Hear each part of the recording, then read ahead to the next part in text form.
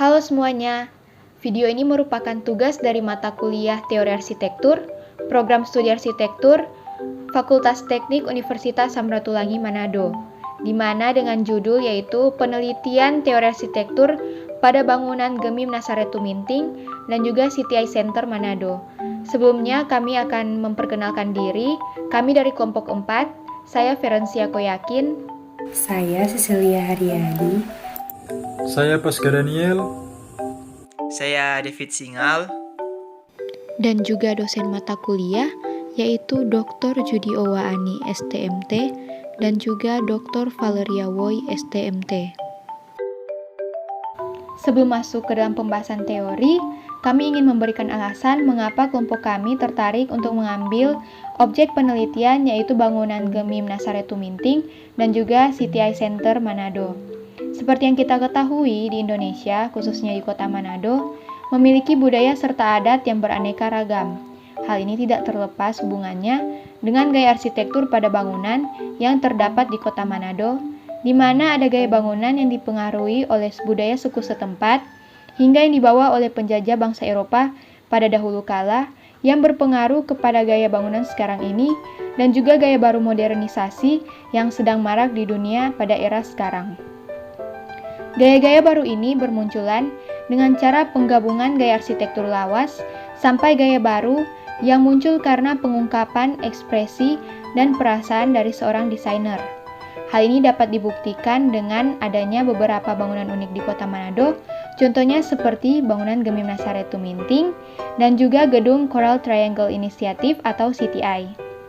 Kami tertarik untuk mengambil objek penelitian bangunan Gemim Nasaret Tuminting karena bangunannya memiliki beberapa perpaduan gaya arsitektur yang dibawa oleh penjajah Eropa ke Indonesia yang tentunya mengalami modernisasi sehingga bentuk bangunannya dapat mengikuti perkembangan zaman.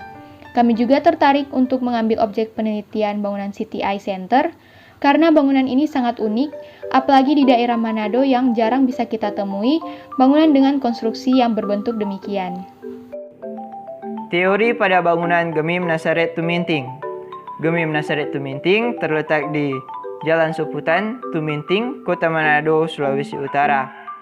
Merupakan salah satu gereja tertua di pesisir Manado yang didirikan pada 17 Maret 1933. Terdapat beberapa gaya arsitektur yang mendasari bangunan ini.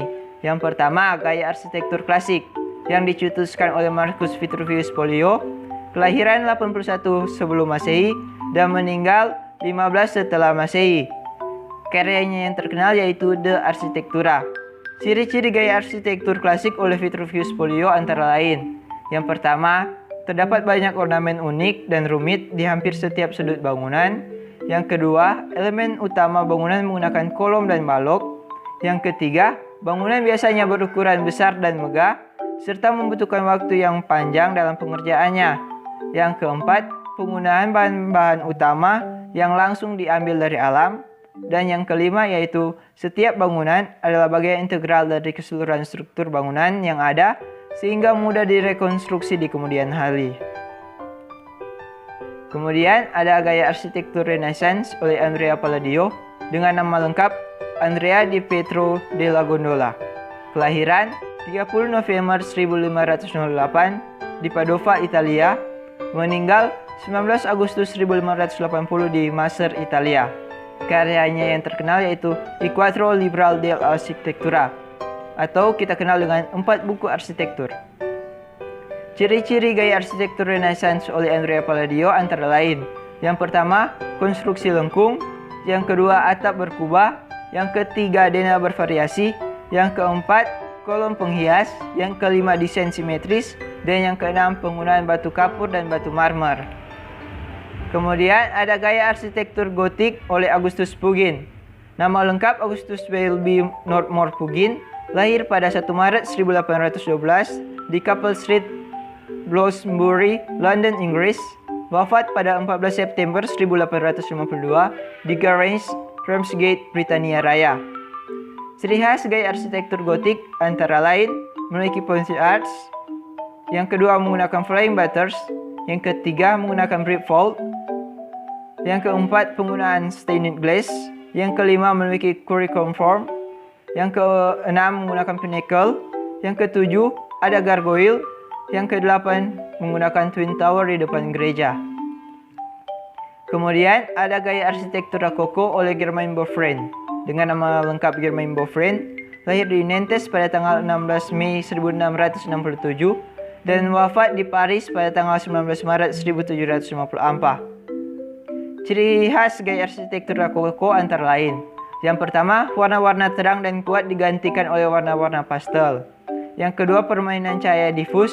Yang ketiga, permukaan yang kasar digantikan oleh yang lebih halus. Yang keempat, struktur dari bangunan diringankan. Yang kelima, memainkan imajinasi pengguna bangunan. Yang keenam, memasukkan unsur-unsur detail dari dunia timur. Yang ketujuh, ciri lengkung kurva asimetris. Dan yang kedelapan, patung dekoratif serta lukisan yang menyatu dengan struktur. Selanjutnya ada teori tipologi objek. Elemen-elemen tipologi yang terdapat pada Gemim Nazaret Tuminting berdasarkan buku arsitektur bentuk, ruang, dan tatanan oleh Francis T. Kaching adalah sebagai berikut. 1. Elemen-elemen utama. Elemen-elemen utama ini terdiri dari: yang pertama ada titik. Titik menandakan sebuah posisi dalam ruang. Titik dapat digunakan sebagai ujung dan pangkal sebuah garis, perpotongan dua buah garis, pertemuan garis di sudut sebuah bidang atau volume, dan sebagai pusat sebuah bidang. Yang kedua ada garis. Garis merupakan perpanjangan dari titik yang memiliki panjang, arah, dan posisi. Yang ketiga ada volume. Volume merupakan perpanjangan sebuah bidang yang memiliki panjang, lebar, kedalaman, bentuk, ruang, permukaan, orientasi, dan posisi. Selanjutnya yang kedua ada bentuk. Bentuk ini terdiri dari: 1. Bentuk dasar.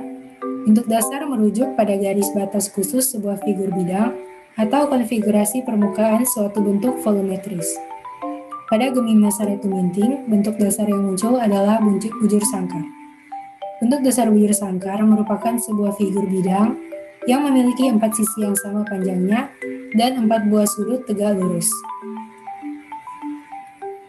Selanjutnya ada bentuk aditif. Bentuk aditif dihasilkan dengan cara menghubungkan atau menempelkan secara fisik satu atau lebih bentuk-bentuk anakan terhadap volumenya. Selanjutnya yang ketiga, bentuk dan ruang. Bentuk dan ruang terdiri dari: 1. Elemen-elemen linear yang vertikal. Unsur vertikal linear dapat membentuk sisi vertikal dari suatu volume ruang. Elemen vertikal linear berdiri tegak sehingga menghasilkan sebuah garis di atas bidang dasar. Hal tersebut membuatnya terlihat seperti di dalam ruang. Yang kedua, unsur 4 bidang penutup. Unsur ini dapat terbentuk dari 4 bidang vertikal yang menutup suatu ruang, serta mempengaruhi area ruang di sekeliling penutupnya. Yang ketiga, bukaan-bukaan dalam elemen-elemen pendefinisi ruang. Di dalam ruang, sebuah bukaan dapat sepenuhnya ditempatkan pada dinding atau bidang langit-langit, dan seluruh sisinya dikelilingi oleh permukaan bidang tersebut. Pada sudut sebuah bukaan, dapat ditempatkan di sepanjang salah satu sisi atau pada sudut dinding atau pada bidang langit-langit. Antara bidang bukaan dapat dipanjangkan secara vertikal antara lantai dan bidang langit-langit, atau secara horizontal antara dua buah bidang dinding. Yang keempat ada organisasi. Organisasi terdiri dari ruang-ruang yang berdekatan. Kedekatan merupakan jenis hubungan spasial yang paling umum.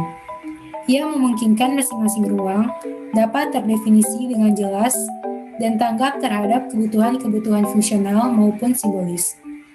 Bidang yang memisahkan dapat membatasi akses fisik dan visual antara dua ruang yang berdekatan, tampil seperti sebuah bidang yang berdiri sendiri, didefinisikan oleh sebaris kolom, dan perubahan ketinggian atau kontras pada material permukaan atau tekstur di antara kedua ruang. Selanjutnya yang kelima, sirkulasi, yang terdiri dari pencapaian. Pencapaian yang muncul pada Gemim Nazaret Tuminting ini yaitu pencapaian tidak langsung yaitu sebuah pencapaian yang menekankan efek perspektif pada fasad depan dan bentuk sebuah bangunan.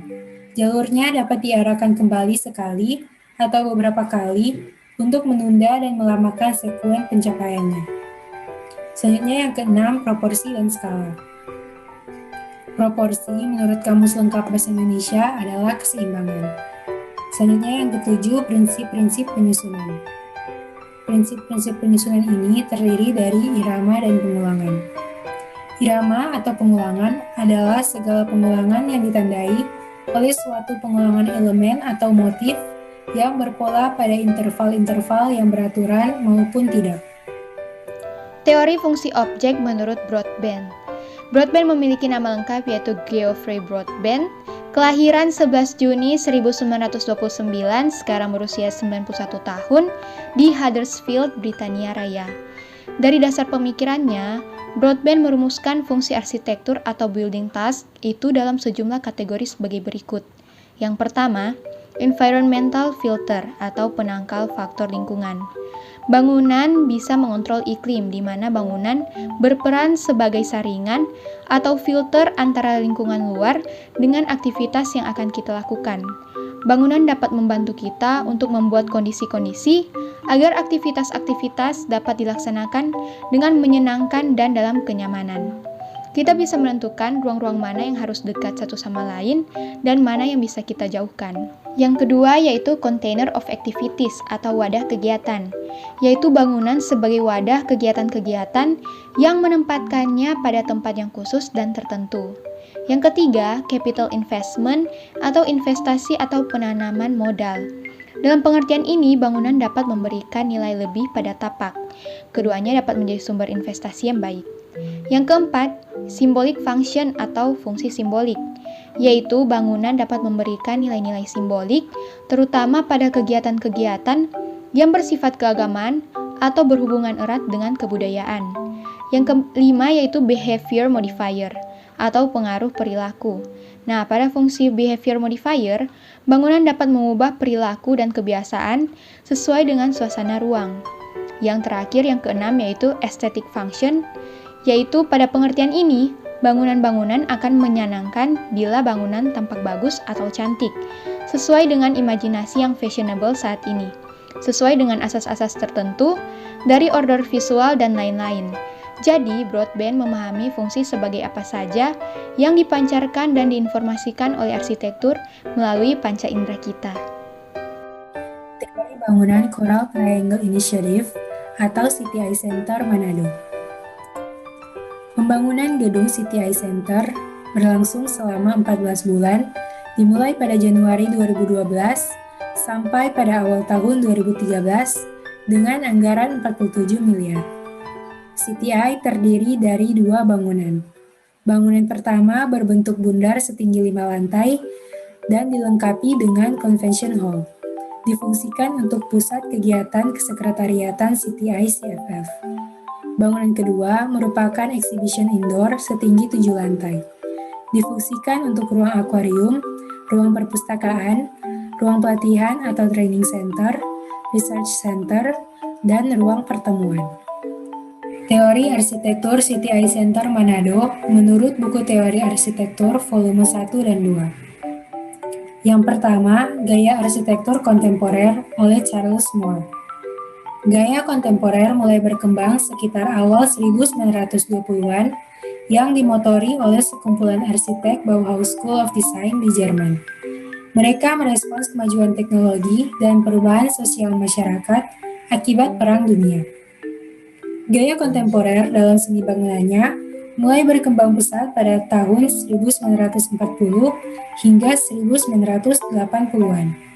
Dari waktu ke waktu, desain kontemporer menampilkan gaya yang selalu lebih baru, segar, dan berbeda. Gaya ini berangkat dari keinginan untuk merancang dan membangun hal-hal yang berbeda dari yang dilakukan di masa lalu dan hal biasa yang dilakukan hari ini. Arsitektur kontemporer juga memiliki kecenderungan untuk berevolusi atau berkembang menjadi sesuatu yang baru. Gaya kontemporer memiliki tujuan untuk melepaskan atau memisahkan diri dari proses dan cara berpikir yang telah menjadi standar umum atau yang kurang lebih mengacu pada gaya desain modern. Prinsip-prinsip arsitektur kontemporer menurutnya sendiri meliputi A. Bangunan harus berupa objek yang menyatakan dirinya sendiri. Ia harus mampu berbicara tentang lokasinya, konstruksinya, dan orang-orang yang membuat serta menggunakan bangunan itu. B. Bangunan adalah pemancar ingatan, menggunakan hal-hal dari kehidupan setiap hari sebagai metafora yang dapat dipahami secara umum. C. Arsitektur memerlukan suatu ingatan akan tempat-tempat. Tubuh manusia harus dapat merasakan arti dari sebuah tempat.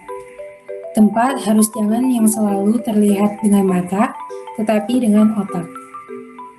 D. Bangunan harus menerima gambaran pribadi dari perancang. Ada beberapa ciri khas yang bisa Anda lihat pada gaya arsitektur kontemporer, di antaranya 1. Bentuk atap. Akan terlihat bentuk atap yang tidak biasa pada desain kontemporer. Jika bangunan pada umumnya menggunakan bentuk atap perisai, pelana, jurai, dan lain-lain, maka pada desain kontemporer biasanya menggunakan bentuk atap datar atau bahkan melengkung dengan bentuk yang dinamis. Yang kedua, pencahayaan alami yang maksimal. Bukaan jendela dengan ukuran besar dan banyak akan menangkap cahaya langit dengan maksimal. Yang ketiga, ruang terbuka dan mengalir. Pada gaya kontemporer, hubungan antar ruang akan terasa menjadi satu dengan minimalnya sekat atau dinding pemisah, sehingga sirkulasi udara pun akan mengalir dengan baik. Yang keempat, material anti-mainstream. Tidak ada material khusus yang menjadi acuan gaya kontemporer. Eksplorasi material sering dilakukan oleh para perancang untuk menciptakan visual yang dinamis. Yang kelima, sangat memperhatikan aspek lingkungan. Desain dan penggunaan material yang ramah lingkungan untuk menciptakan bangunan yang ergonomis ekologis, sehingga antara bangunan dan alam sekitar bisa berintegrasi dengan baik. 6. Palet warna netral dan tegas. Secara umum, arsitektur kontemporer lebih condong memakai warna-warna netral seperti putih, hitam, atau abu-abu. Hampir serupa dengan palet warna yang biasa ditemukan pada desain minimalis. 7. Animated architecture. Sifat kreatif dan dinamis yang melekat pada arsitektur kontemporer membuat desain bangunan yang pada dasarnya merupakan benda mati menjadi terasa lebih hidup. Kedua, gaya arsitektur modern internasional oleh Charles Edward Jeanneret. Charles Edward Jeanneret, atau yang dikenal dengan Le Corbusier, adalah seorang arsitek, perancang, pelukis, dan pelopor dengan apa yang sekarang dikenal dengan arsitektur modern. Ciri-ciri gaya arsitektur modern internasional antara lain: 1. Menolak gaya lama. 2. Anti-ornamen, tidak menggunakan ukiran pada bangunan, yaitu prinsip less is more. Yang ketiga, bangunan sederhana. Keempat, material modern, tradisional, dan ekspos. Yang kelima, gaya yang digunakan bersifat internasional. Yang keenam, pemanfaatan cahaya natural. Yang ketiga, gaya arsitektur organik oleh Frank Lloyd Wright. Karakteristik arsitektur organik antara lain: 1. Terinspirasi bentukan alam. 2. Adanya unsur pengulangan. Yang ketiga, elastis, lentur, dan mengikuti aliran. Keempat, pendalaman terhadap konsep serta kepuasan dalam ide. Kelima, bentuk unik dan lain dari yang lain. Yang keenam, penuh dengan kejutan dan permainan. Yang ketujuh, mengekspresikan konsep ide secara kuat. Selanjutnya ada elemen-elemen tipologi yang terdapat pada CTI Center berdasarkan buku arsitektur bentuk, ruang, dan tatanan oleh Francis de Cachin. Adalah sebagai berikut. 1. Elemen-elemen utama. Yang pertama ada titik, di mana titik menandakan sebuah posisi dalam ruang. Titik juga dapat digunakan untuk ujung dan pangkal sebuah garis, perpotongan dua buah garis, pertemuan garis di sudut sebuah bidang atau volume, dan sebagai pusat sebuah bidang.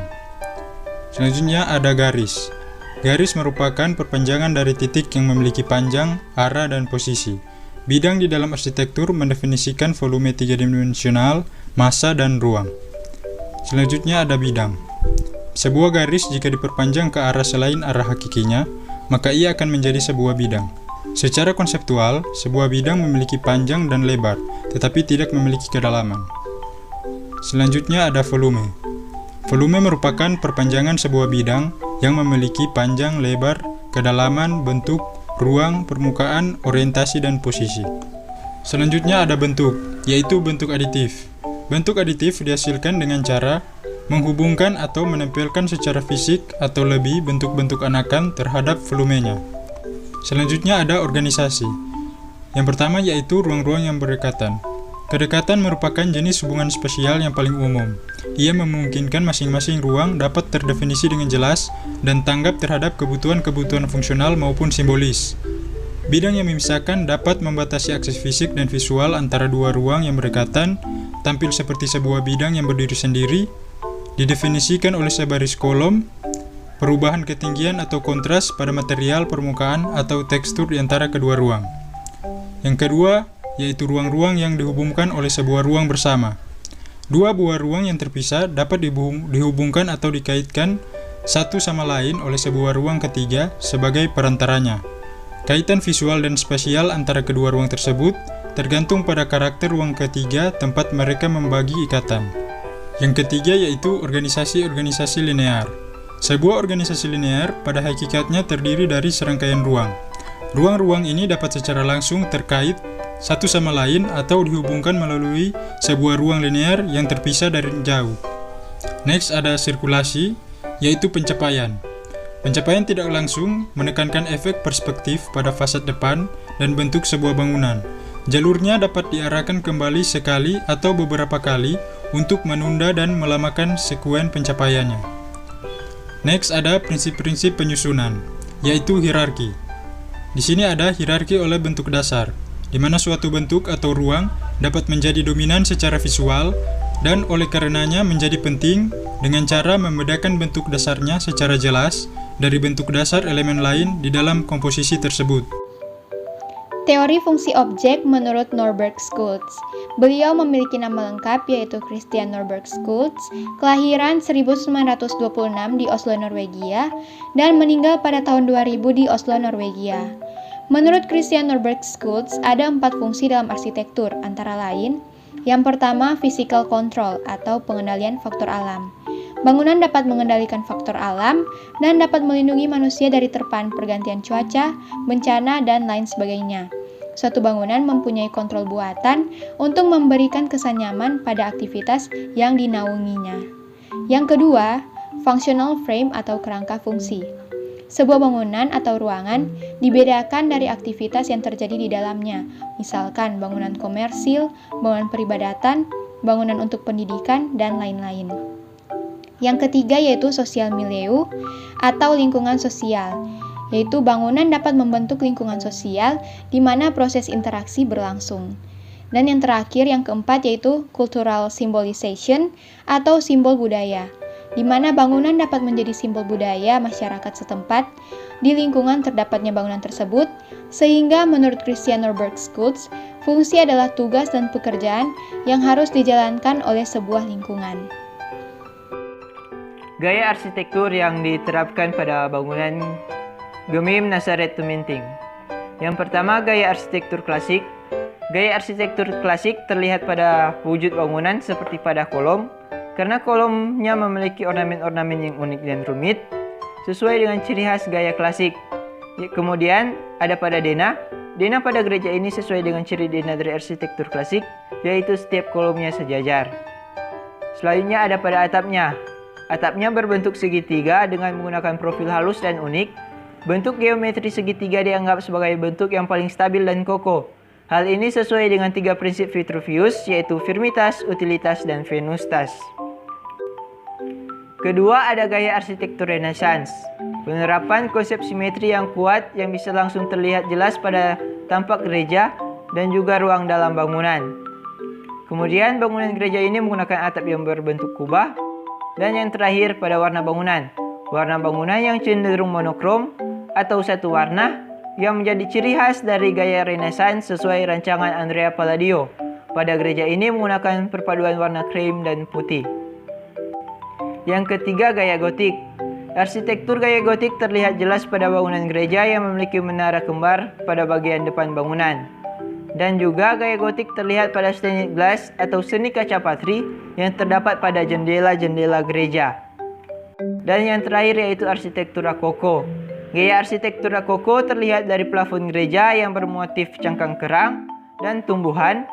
Terdapat juga gambar malaikat di plafon bangunan, di mana salah satu ciri khas dari gaya arsitektur rokoko yaitu karya seni langsung berada di bidang bangunan itu sendiri. Tipologi pada bangunan. Elemen-elemen tipologi yang terdapat pada Gemim Nazaret Tuminting berdasarkan buku Arsitektur Bentuk, Ruang dan Tatanan oleh Francis de Cachin adalah sebagai berikut. Yang pertama, elemen-elemen utama yang terdiri dari satu titik. Elemen titik merupakan permulaan dari terbentuknya suatu garis dan dapat terlihat jelas pada pertemuan kolom dan balok serta di setiap sudut ruang. Yang kedua, garis.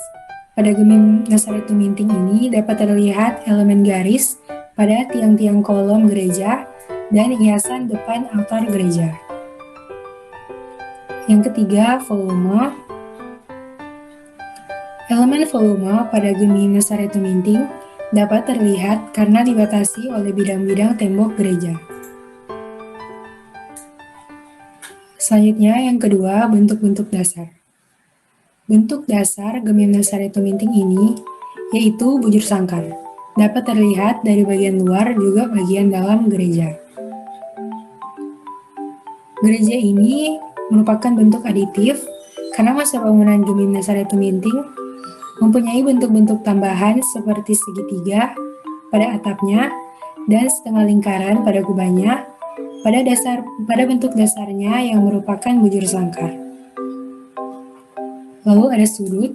Sudut Gemim Nazaret Tuminting ini dapat terlihat pada pertemuan bidang-bidang dindingnya yang menegaskan bentuk dasarnya yaitu bujur sangkar. Selanjutnya, bentuk dan ruang. Yang pertama, elemen-elemen linear yang vertikal. Gemim Nazaret Tuminting memiliki elemen-elemen linear pada kolom dan menaranya. Yang kedua, unsur 4 bidang penutup. Unsur 4 bidang penutup nampak pada tembok-tembok Gemim Nazaret Tuminting yang menutup ruang serta turut menopang atap gereja. Yang ketiga, bukaan-bukaan dalam elemen-elemen pendefinisi ruang. Pada Gemim Nazaret Tuminting, terdapat bukaan-bukaan dalam elemen-elemen pendefinisi ruang, yaitu pintu, jendela, dan ventilasi, dan dapat terlihat pada bagian depan dan samping gereja. Selanjutnya, organisasi. Ruang-ruang yang berdekatan pada Gemim Nazaret Tuminting dapat terlihat pada perbedaan ketinggian panti umat dan altarnya, juga pada altar dan konsistori. Selanjutnya, sirkulasi yang terdiri dari pencapaian. Gemim Nazaret Tuminting memiliki pencapaian tidak langsung karena jalur masuknya mempunyai belokan. Yang keenam, proporsi dan skala. Proporsi dari Gemim Nazaret Tuminting terlihat besar dan megah karena plafonnya yang dibuat tinggi. Dan yang terakhir, prinsip-prinsip. Terdapat irama dan pengulangan pada Gemim Nazaret Tuminting dan terlihat pada pengulangan ini pada hiasan depan altar dan pada jendela-jendela samping gereja. Berdasarkan teori fungsi menurut Broadbent, teori fungsi yang terdapat pada bangunan Gemim Nazaret Tuminting antara lain, yang pertama environmental filter atau penangkal faktor lingkungan.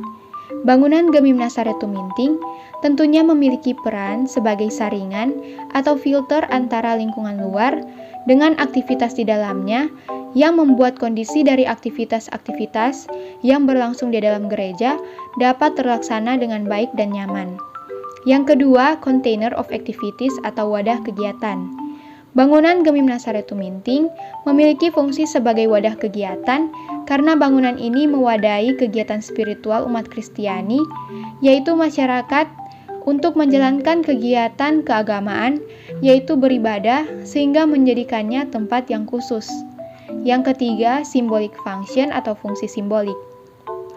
Gemim Nazaret Tuminting memiliki fungsi simbolik karena bangunannya mengandung nilai-nilai simbolik, terutama pada kegiatan-kegiatannya yang bersifat keagamaan, di mana fungsi dari bangunan ini yaitu sebagai tempat peribadatan. Yang keempat, behavior modifier atau pengaruh berperilaku. Gereja ini memiliki fungsi behavior modifier karena sebagai tempat peribadatan yang sifatnya sakral, sehingga umatnya dapat beribadah dengan khusyuk. Dengan demikian, bangunan ini dapat mengubah perilaku dan kebiasaan sesuai dengan suasana ruang. Yang terakhir yaitu aesthetic function, di mana gereja ini memiliki fasad yang bagus dan juga cantik, sehingga keindahannya bisa dinikmati secara visual. Gaya arsitektur yang diterapkan pada bangunan CTI Manado. Yang pertama ada gaya arsitektur kontemporer. Dapat kita lihat dari bentuk atapnya. CTI memiliki bentuk atap yang berbeda dari bangunan pada umumnya, seperti atap perisai, plana, dan lain-lain. Di mana atap bangunan CTI memiliki bentuk atap yang datar dan melengkung, sehingga terlihat dinamis, yang merupakan ciri khas dari arsitektur kontemporer.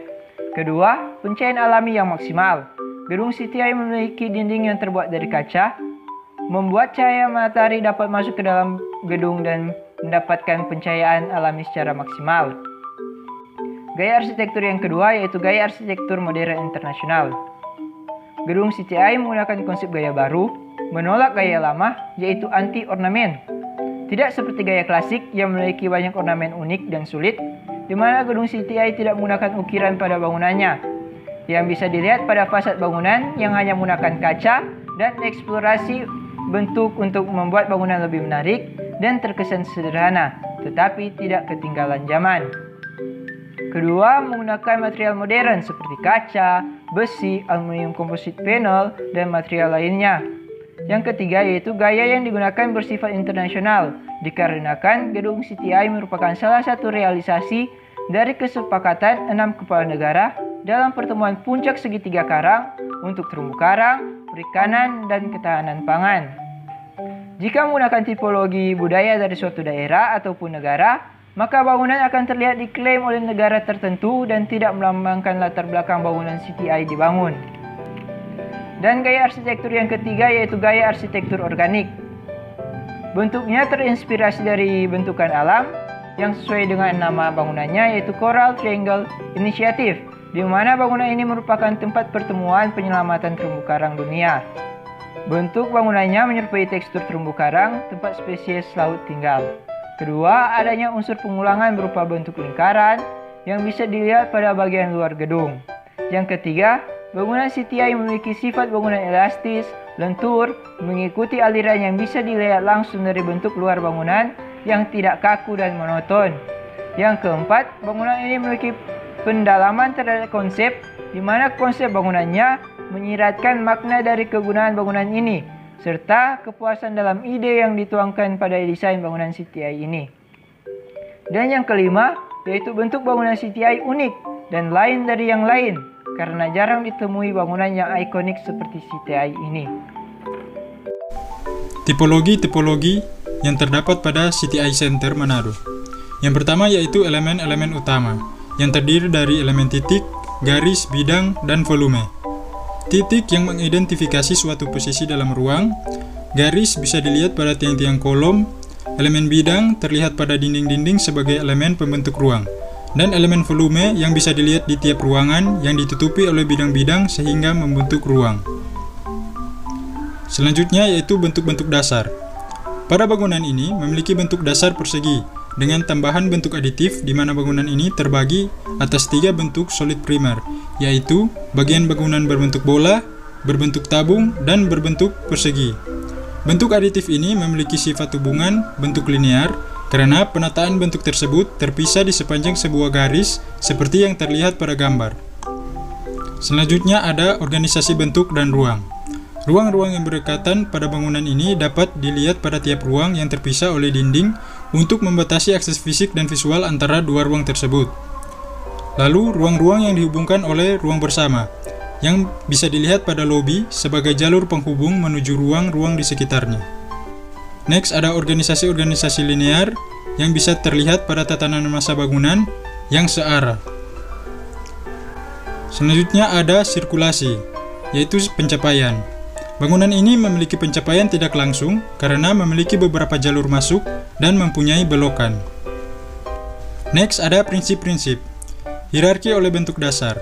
Pada bangunan ini, terdapat kejelasan kontras pada bentuk dasar, di mana terdapat bentuk dasar bola, persegi, dan tabung. Berdasarkan teori fungsi menurut Christian Norberg Schultz, teori fungsi yang terdapat pada bangunan City Eye Center Manado antara lain, yang pertama, physical control atau pengendali faktor alam. Bangunan City Eye Center memiliki fungsi physical control, yaitu bangunan ini dapat melindungi pengguna gedung dari pergantian iklim, cahaya matahari, hujan, dan faktor alam lainnya. Bangunan ini mempunyai kontrol buatan untuk memberikan kesan nyaman pada aktivitas pengguna yang terjadi di dalam bangunan.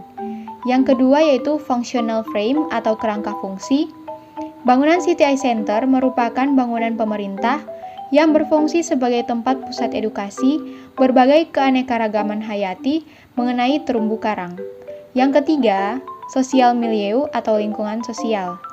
Bangunan City Eye Center dapat membentuk lingkungan sosial di mana terjadi proses interaksi antar sesama pengguna.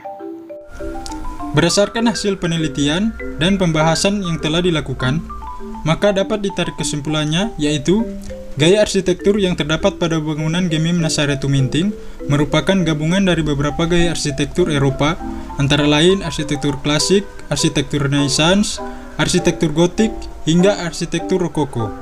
Hal tersebut tidak terlepas dari pengaruh bangsa Eropa yang masuk ke Indonesia pada masa penjajahan. Selain itu, bangunan ini juga terdapat tipologi berdasarkan buku De Kaching, seperti elemen utama, bentuk dasar, proporsi, hingga prinsip-prinsip.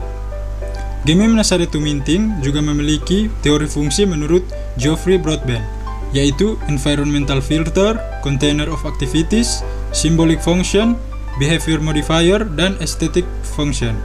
Sedangkan gaya arsitektur pada bangunan City Eye Center Manado merupakan perpaduan dari gaya arsitektur kontemporer, arsitektur modern internasional, dan arsitektur organik. Hal ini dipengaruhi oleh beberapa faktor, salah satunya yaitu modernisasi gaya bangunan pada masa sekarang ini. Seperti pada bangunan Gemim Nazaré, pada bangunan ini juga terdapat tipologi berdasarkan buku De Kaching, seperti elemen utama, bentuk dasar, proporsi, hingga prinsip-prinsip atau hierarki. Selain itu, pada bangunan ini juga memiliki teori fungsi menurut Christian Norberg Schultz, yaitu physical control, functional frame, dan social milieu. Sekian presentasi dari kelompok kami, semoga bisa bermanfaat bagi kita semua. Terima kasih.